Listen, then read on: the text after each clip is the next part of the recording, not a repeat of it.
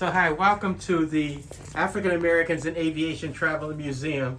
My name is Chauncey Spencer II, and I'm your curator.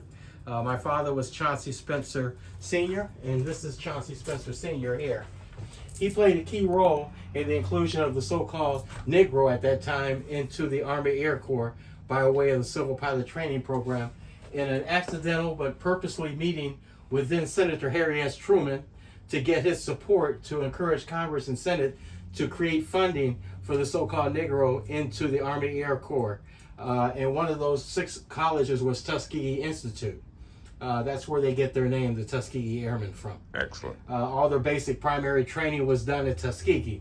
So we continue on, and so I'm going to give you a chronological order. So Eugene Bullard is the first African-American fighter pilot, and he had to go to France to fight for this country in World War I, and he flew with the Lafayette Escadrille.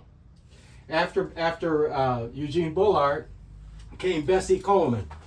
Bessie Coleman is the first African-American woman to receive not only a pilot license, but an international license.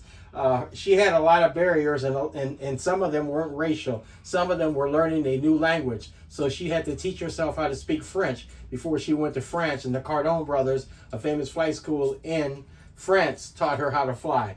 She flew, put on acrobatic shows, was a parachutist, and she was putting on a show in Jacksonville, Florida, in 1926 when the pilot lost control of the airplane and threw her to her death in April of 1926. After her, we have the first African American to receive a pilot license in America, and his name was James Banney, and he came from Ames, Iowa. And James Banney, not only did he receive a pilot license, but he received an instructor's rating. So he, along with William Powell, got together to continue the legacy of Bessie Coleman by creating the Bessie Coleman Aerial Club right here in Los Angeles on East Jefferson in 1929. After that, we have John Robinson. John Robinson went over to Ethiopia and created the first Air Force for Haile Selassie, for the Ethiopians, after Mussolini surrendered the country back. Chauncey Spencer, I told you a little bit about him. He just happens to be my dad. And he played a key role in integration in not only in the Army Air Corps, but all of the branches of the military. He was a JAG, or a grievance officer. Back then they called them race relations officers. Now we call them human resource officers. Gotcha. Of course, we know Harry Truman ended up being the president, got rid of the Army Air Corps, and created the United States Air Force under his Executive Order 9981, Non-Discrimination in the Military. He creates the United States Air Force. So the Air Force is the only branch of the military that was never ever segregated because it was created after Jim Crow. Cornelius Coffey was best friends with John Robinson, and Cornelius Coffey trained 200 of the 435 fighter pilots, better known as the Red Tails, which were the escort pilots that escorted the B-17s to Berlin and back. Though they have a record that can't be matched, they did lose bombers, but they only lost 27 bombers during the whole war. No other squadron could match that. They were still exceptional. Regardless to what they told them they couldn't do because of the color of their skin, they proved that to be definitely wrong. Not only did they prove it, but they created excellence. They were not average pilots, nor were they average men. Janet Bragg is the first African-American woman to receive a commercial rating. She came from Chicago. Coffey came from Chicago. Chauncey came from Chicago. John Robinson came from Chicago. So the beginning of African-Americans in aviation is actually Chicago, Illinois. Willa Brown marries Cornelius Coffey and becomes the first African-American woman to receive a private pilot license in America. She went to Northwestern and received a master's degree in business administration, and she became the administrator for the organization prior to the Tuskegee Airmen, known as the National Airmen's Association of America. And their goal was to include the so-called Negro into aviation by way of the Civil Pilot Training Program.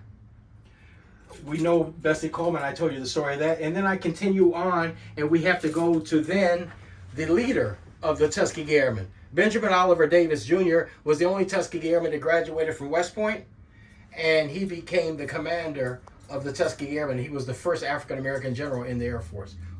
He got 3 stars, and then President Bill Clinton in December of 1991 gave him an honorary 4-star. Colonel Parrish, Noah Parrish was fighting for Negroes to get into the Army Air Corps and into action. And he continued to argue with the War Department until they finally sent him to their first assignment, which was then North Africa, where they weren't doing anything but strafing. They were in suicide missions.